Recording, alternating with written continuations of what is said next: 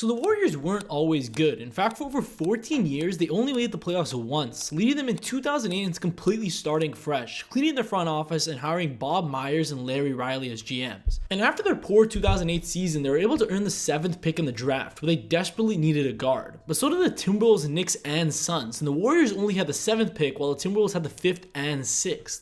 But the Warriors got lucky as the Timberwolves decided to draft back-to-back guards Ricky Rubio and John Flynn, allowing the Warriors to draft their franchise changer Stephen Curry with the 7th pick. The 7th pick in the 2009 NBA draft, the Golden State Warriors select Stephen Curry from Davidson College. But still, this new addition wasn't going to be enough to boost the Warriors from the bottom of the standings to playoff contenders. Their main star was a 24-year-old Monta Ellis, who was slowly becoming one of the best scorers in the game, so there was a slight hope that Ellis and a rookie Curry could boost the Warriors into the playoff picture maybe later on in the season. But midway through the season, things were looking way off for the Warriors as they started off 13-35, and to make matters worse, Ellis was starting to miss games for his back pain, causing the Warriors to fall even further. But with Ellis sitting out, the offensive responsibility was transferred to Curry, who dominated, scoring 23 points per game with 7 assists as he boosted himself from out of the Rookie of the Year race to 2nd while breaking the record for most threes made in a season by a rookie. But unfortunately, despite this performance, he was unable to lift the Warriors into the playoff picture, ending as the 13th seed. So coming into the next season, the Warriors decided to undergo a major transformation on all fronts. The franchise was sold to a new owner who hired a new head coach and made new uniforms and even changed the logo. On top of that, they decided to go big in free agency, practically remodeling their entire roster. These additions plus both Ellis and Curry made the Warriors seem far more dangerous. But as the season went on, injuries rocked the team, and despite improving by 10 wins, they fell short of the playoffs once again. The best part of the season was the emerging duo of Curry and Ellis, who continued to improve in their 2nd season together.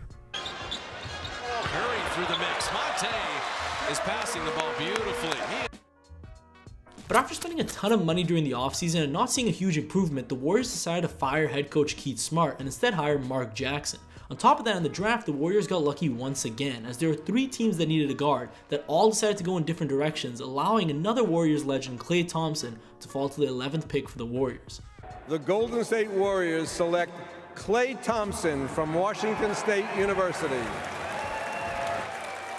The Warriors were also able to retain most of their stars while signing some better bench players, and this season looked far more promising for the Warriors.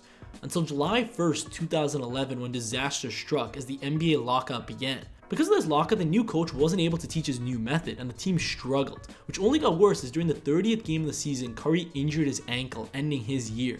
After that, the Warriors completely collapsed, leading them into a mid-season rebuild by trading away Monta Ellis and instead banking on their young draft picks. From there, the Warriors would fall even further, ending with a 23-43 record, but now it was officially Curry's team. The Golden State Warriors select Draymond Green from Michigan State University. Once again during the draft, the Warriors were able to get huge value picks, signing both Harrison Barnes and Draymond Green. But their biggest offseason move was re-signing Steph Curry to a 4-year, $44 million contract. And obviously today that's insultingly low for Curry, but back then this was actually very controversial. Many critics wanted the Warriors to let Curry walk in free agency and were vocally against the signing, mostly because of his history of ankle issues, which you really can't blame them for, because back in the day he used to twist his ankle a lot.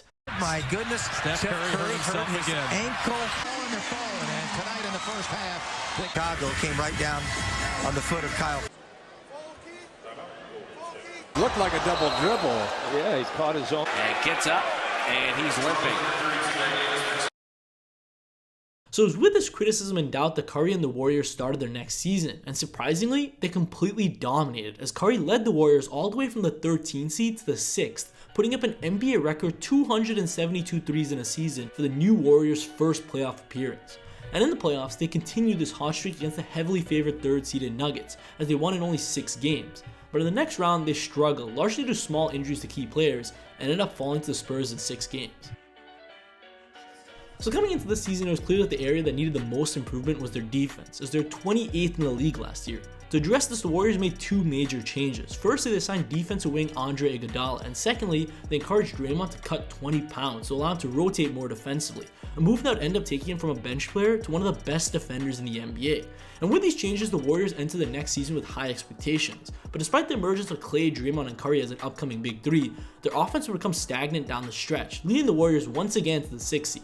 and in their playoff matchup, these issues were magnified as the Warriors struggled against the distracted Clippers, eventually losing in 7 games.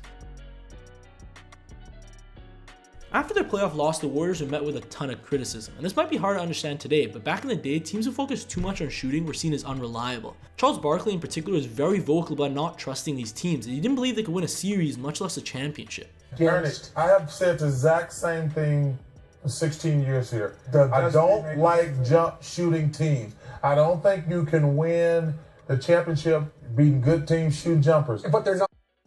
So following all this criticism, the Warriors decided to fire Mark Jackson and hire Steve Kerr, who decided to double down on the shooting game, giving Curry the keys to the offense. And despite making very few roster changes, the Warriors started to dominate in the next season and posted their best regular season ever with a 67-15 record for the first seed.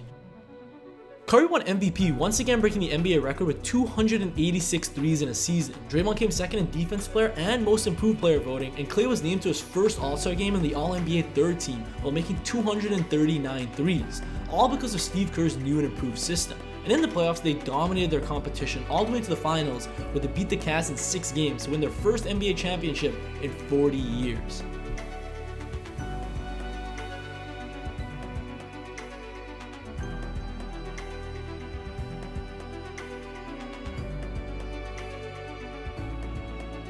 And the dream season is now complete. The Golden State Warriors are the 2015 NBA champions. And coming into the next season, understanding that they had a good squad, the Warriors made barely any changes to their roster. And with the exact same team and system, the Warriors got even better, this time putting up the greatest regular season in NBA history, ending with a 73-9 record led by superstar Curry, who shattered his previous threes made record with 402 threes, becoming the first ever unanimous MVP in history while averaging 30 points per game. But despite this incredible regular season, as we all know, the Warriors fell short at the very end. After beating the Rockets in 5 and the Blazers in 6, and coming down from 3-1 to defeat the Thunder, the Warriors choked their 3-1 lead and lost in Game 7 to the Cavaliers. It's over! It's over! Cleveland is a city of champions once again! Despite their finals loss, it was clear that the Warriors had a good enough squad to run it back next season. But then they made one of the biggest, most shocking signings in NBA history, adding Kevin Durant to their already amazing team. The rest of the KD era is always talked about, so I won't go too much into it, but I will mention the reason the Warriors were able to sign KD was because they had already signed their core to long-term contract extensions when they were cheap, leaving them with enough cap space and money to sign KD without losing this core. And for the next 2 years, the Warriors largely breezed through the competition, beating the Cavs in the 2017 and 2018 finals in 5 and 4 games. And it was only at the end of the 2019 season when the Warriors finally faltered, losing in the finals to the Raptors in 6 games after injuries to both KD and Klay. And after the season, the Warriors super team was finally in question, as KD left for Brooklyn, Iguodala left for Memphis, and Klay was forced to sit the year due to injuries, leaving the Warriors with a terrible cap situation and for the first time in a while, a very mediocre team. And then to make matters worse, only 4 games into the season, Curry broke his hand, forcing him to sit out for the rest of the year as well. So instead of trying to re-enter the playoffs with this team, the Warriors instead decided to focus on finding and building talent. And it was during this bleak Warriors era that they were able to find and develop a lot of the depth that made the Warriors competitive today, including Damian Lee, Jordan Poole, and Juan Toscano Anderson. And in the middle of the season, they were also able to trade away D'Angelo Russell for Andrew Wiggins, another key piece in the future. But despite all these positive future moves, the Warriors in the present had a terrible team and season, ending with a 15-50 record for the last seed in the West. But the next season looked promising as both Klay and Curry looked to return from their injuries. But once again, a wrench was thrown into these plans as Klay got injured once again for an entire season, leaving the Warriors fully in the hands of Curry and Draymond. And at the time, there were a lot of questions whether Curry would be able to play top-tier basketball without a strong supporting cast. And Draymond was fresh of one of his worst seasons yet, leaving many saying that the Warriors dynasty was finally toppled. But as the season went on, it became clear that Curry was the same amazing player as before, putting up 32 points per game and ending second in MVP voting, while Draymond returned as one of the best defensive players in the league. Still, the Warriors weren't as consistent as their stars, as they began to drop easy games whenever Curry got cold and no one else stepped up. In the end, they ended with a 39-33 record, fighting in the play-in game where they eventually lost in close games to both the Lakers and Grizzlies to be bounced out of the playoffs. Move, spins in the paint, turns, puts it up, puts it in! Ja Morant knocks it down! It's a 5-point game. So after their lackluster supporting cast last season, the Warriors made sure to sign a lot of playmaking role players, including Gary Payton, Otto Porter, and Bielitsa, while it's giving a lot more shooting opportunities to Poole, Wiggins, and Lee. And with these new roles, the Warriors have dominated the season, ending as a 3rd seed with a 53-29 record.